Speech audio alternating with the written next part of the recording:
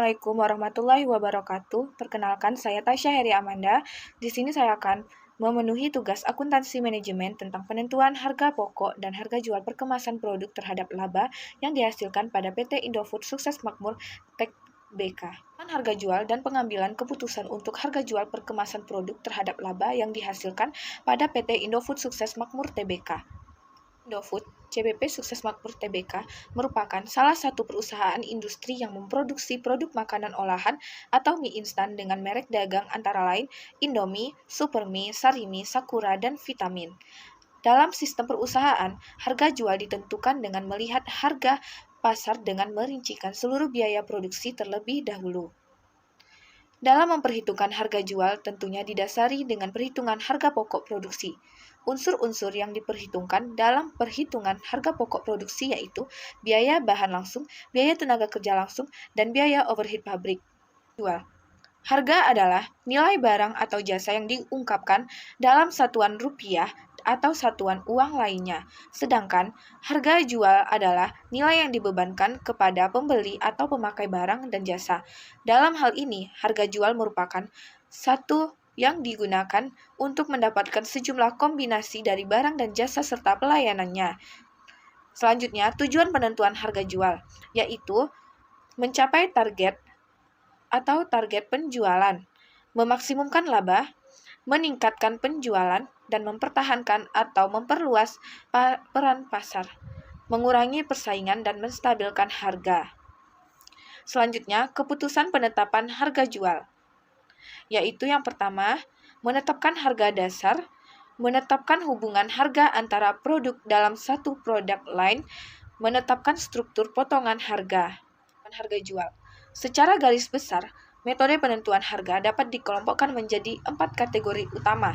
Yang pertama, metode penentuan harga berbasis permintaan. Yang kedua, metode penentuan harga berbasis biaya. Yang ketiga, metode penentuan harga berbasis laba. Yang keempat, metode penentuan harga berbasis persaingan. Selanjutnya, laba.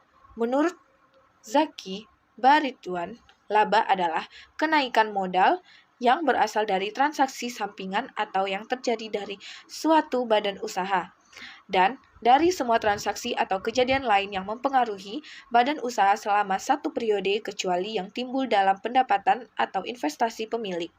Laba dalam perusahaan, yaitu yang pertama, menerapkan laba sebagai tujuan perusahaan yang paling utama untuk setiap usaha dan sebagai dasar untuk tingkat biaya sehingga dapat memaksimalkan laba penjualan karena dengan meminimalkan biaya produksi maka laba yang memaksimalkan akan tercapai. Yang kedua, sebagai kompensasi dari yang ditanamkan perusahaan maupun oleh pihak investor untuk melakukan kegiatan perusahaan baik di bidang produksi ataupun penjualan. Yang ketiga, laba yang diterima dalam periode atau tahun sebelumnya dikembalikan dalam bentuk laba usaha yang digunakan perusahaan untuk mengembangkan perusahaan menuju ke arah kemajuan yang dapat bersaing dengan perusahaan lain. Yang keempat, laba digunakan sebagai jaminan sosial untuk para karyawan yang mendukung kegiatan kerjanya agar mereka bekerja dengan tenang karena kesejahteraan mereka telah dijamin oleh perusahaan dan mereka membalasnya dengan produktivitas kerja. 5. Merupakan salah satu daya tarik untuk para investor baru untuk menanamkan modalnya ke dalam perusahaan yang digunakan untuk mengembangkan perusahaan agar lebih maju dan lebih bersaing. Perencanaan laba merupakan proses pembuatan rencana kerja untuk jangka waktu 1 tahun yang dinyatakan dalam satuan moneter dan satuan kuantitatif yang lain. Suatu anggaran laba dapat digunakan untuk hal-hal berikut ini. Yang pertama, untuk perusahaan secara keseluruhan, yaitu alokasi sumber daya dalam mencapai sasaran menurut anggaran, perencanaan dan pengkoordinasian kegiatan perusahaan, tanggung jawab dari setiap manajer serta kontribusinya terhadap perusahaan. Yang kedua, digunakan manajer puncak. Penilaian alat prestasi keuangan untuk tahun yang akan datang, merencanakan dan mengkoordinasikan seluruh aktivitas perusahaan, berperan serta dalam perencanaan divisi, pengendalian terhadap kegiatan divisi. Perencanaan atau anggaran laba menyajikan tingkat agregat laba yang diharapkan suatu perusahaan. Perencanaan laba yang baik dan cermat tidak mudah karena teknologi berkembang dengan cepat dan faktor sosial, ekonomi, politik berpengaruh kuat dalam dunia usaha. Saran laba yang optimal yaitu terdapat 3 prosedur yang dapat digunakan dalam menetapkan sasaran laba, yaitu 1. Metode a priori, metode posteriori, metode pragmatic. Dalam menetapkan sasaran laba, pihak manajemen harus mempertimbangkan faktor-faktor berikut.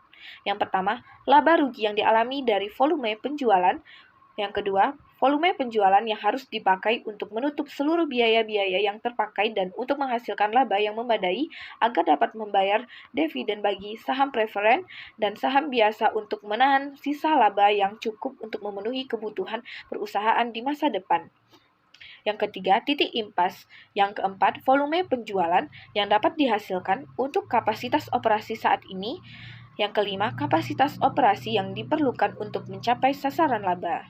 Nah, di sini kita akan menganalisis penghitungan harga jual perkemasan produk dan laba yang dihasilkan oleh perusahaan. Perhitungan harga jual perkemasan produk yang dilakukan setiap nilai akhir barang, yaitu dengan menjumlahkan biaya-biaya produksi dari biaya lain untuk memproduksi suatu produk sangat berperan penting untuk mendapatkan laba yang dihasilkan. Di sini saya mengambil contoh pada tabel laporan laba yang dihasilkan PT Indofood CBP Sukses Makmur Tbk Palembang. Di sini bisa kita lihat sama-sama, di mana berdasarkan tabel ini, metode yang digunakan untuk menentukan harga jual sangat berpengaruh terhadap laba yang dihasilkan sehingga laba yang dihasilkan kurang efisien. Harga jual perkemasan produk menggunakan metode harga biaya plus dan pengaruhnya terhadap laba yang dihasilkan. Menetapkan harga jual atas produksi yang dihasilkan merupakan pekerjaan yang tidak boleh diabaikan, karena kesalahan di dalam menetapkan harga jual akan berdampak langsung terhadap keberhasilan usaha. Dengan metode penetapan harga biaya plus, harga jual perkemasan produk dihitung dengan menjumlahkan seluruh biaya perkemasan produk ditambah jumlah tertentu sebagai laba atau margin yang dikehendaki pada produk yang dihasilkan. Sebagaimana rumusnya, biaya total ditambah margin sama dengan harga jual. Nah, di sini bisa kita lihat bersama contohnya. Yang laba dihasilkan pada PT Indofood CBP Sukses Makmur Tbk Palembang dengan jumlah produk sebanyak 7.113.498 kemasan periode Oktober 2011, yaitu 113.498 per kemasan dikali Rp328 sama dengan Rp2.333.227.344 per kemasan. Selanjutnya, ketiga, perhitungan harga jual terhadap laba yang dihasilkan menurut perusahaan dan analisis. Tabel berikut menjelaskan perhitungan perbandingan total BOP menurut perusahaan dan hasil analisis, di mana perhitungan harga jual menurut perusahaan dan analisis. Berdasarkan tabel ini, perhitungan harga jual menurut perusahaan dan analisis terdapat selisih untuk Oktober 2011 sebesar Rp130, untuk November Rp193, dan Desember 2011 sebesar Rp51. Berdasarkan tabel di atas, perbandingan laba yang dihasilkan menurut perusahaan dan analisis terdapat selisih untuk Oktober 2011 sebesar Rp902.754.740, untuk November 2011 Rp1.368.924.296,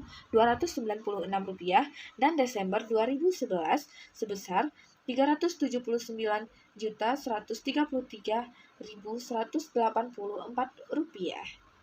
Nah, berdasarkan analisis di atas, maka dapat diambil kesimpulan yaitu hasil perhitungan harga jual perkemasan produk terhadap laba yang dihasilkan dengan menggunakan metode harga biaya plus dan metode berbasis pasar atau pesaing pasar perbandingan harga jual perkemasan produk yang terjadi. Nah, di sini juga dapat kita lihat perbandingan perbedaan harga jual perkemasan produk yang mempengaruhi laba yang dihasilkan. Demikianlah yang dapat saya sampaikan. Lebih kurang saya mohon maaf. Wassalamualaikum warahmatullahi wabarakatuh.